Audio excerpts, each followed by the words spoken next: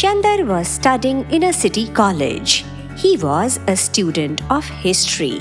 One day, he got a project from the college that he will have to go to a mysterious city and research its history.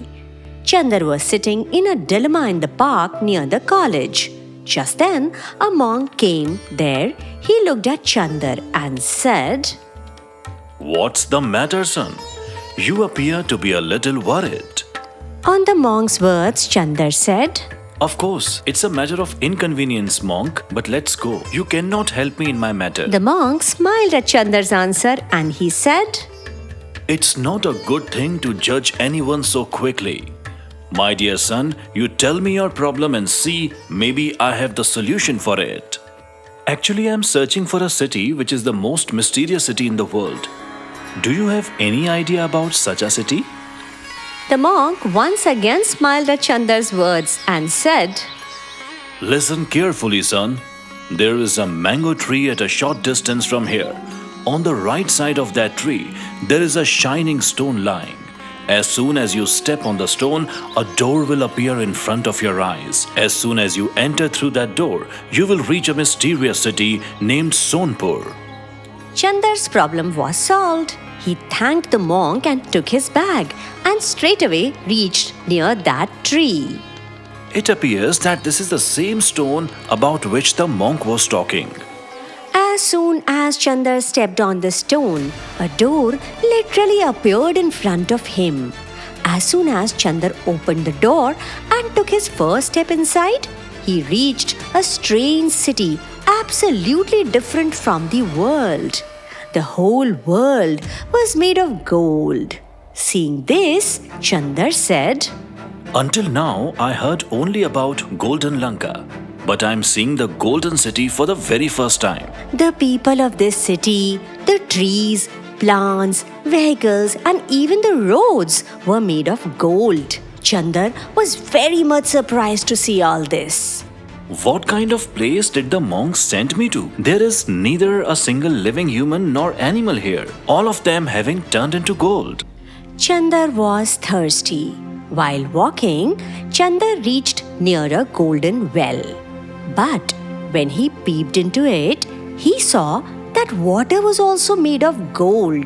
Oh God, what a strange city this is, where there is not even drinking water.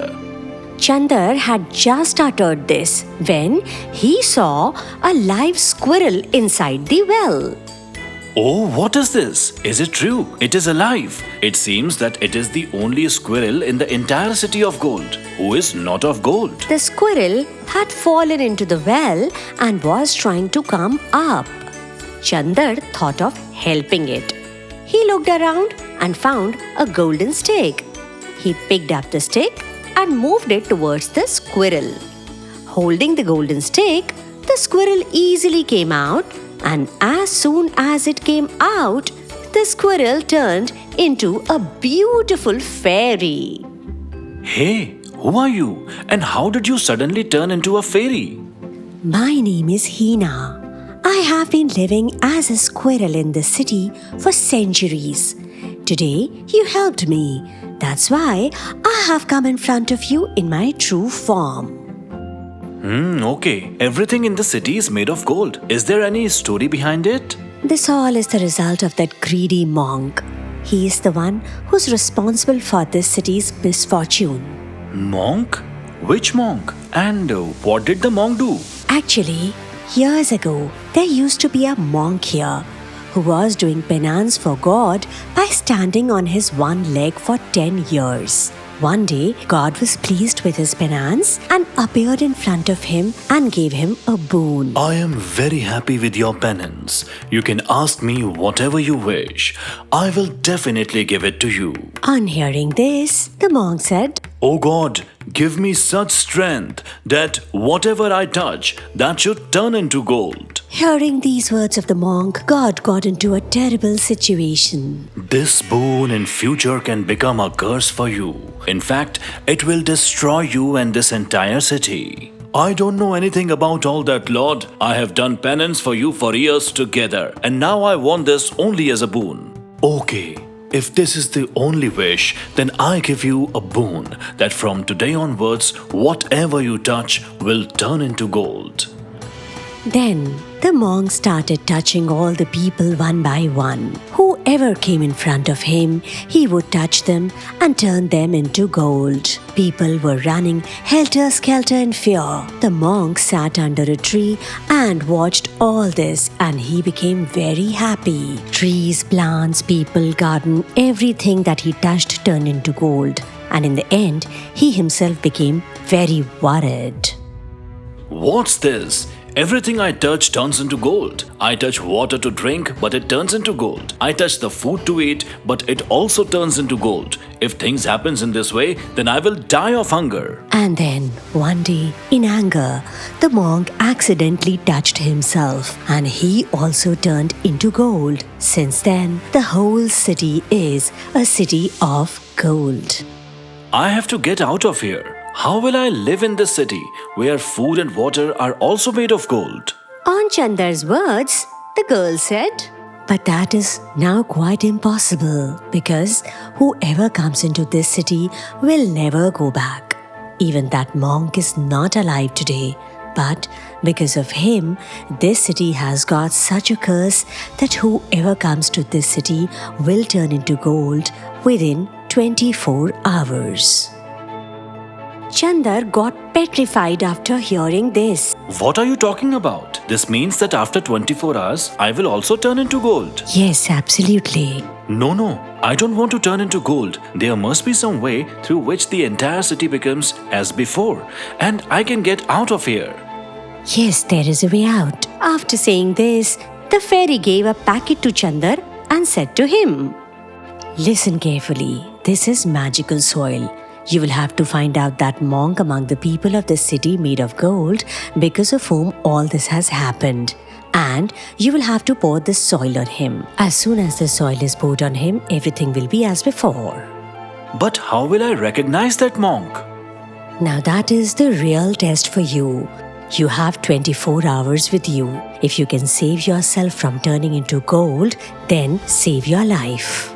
Saying this, the fairy again transformed into a squirrel and ran into the well. Chandar, without wasting any time, set out to search for the monk. Everyone in this city has gold hands, eyes, and clothing. How am I going to identify the monk specifically in such a hopeless and doubtful situation?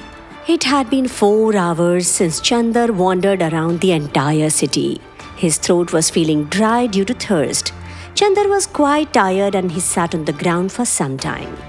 There must be some way out by which I can identify that monk. But what is that way out? After saying this, Chandar started racking his brain and then an idea came to his mind. Hey, Mr. Chandar, now pat your back. That monk is not far away from me. Once again, Chandar started roaming in the city. Seeing all the people who were standing with golden statues, he moved ahead. One by one, he crossed more than 100 golden people and then he reached near a tree under which a man made of gold was sitting. Chandar became very happy as soon as he saw that sitting golden man and said, "Well, you are that monk." After saying this, Chandar took out the soil from the packet and poured it on the statue. As soon as Chandar poured it, everything was once again as before.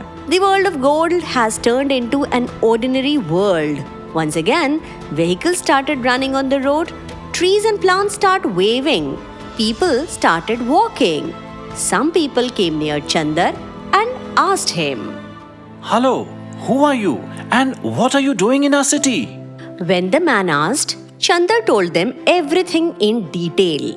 After knowing everything, the man said, Thank you very much for your kind favor. You came and saved our lives. Otherwise, we had been lying in the city made of gold for years. But we did not understand one thing. How did you know who among us was a monk? After listening the man, Chandar said, There was a very simple logic behind this. It is obvious that when the monk got the boon, everyone started running away from him to save their lives.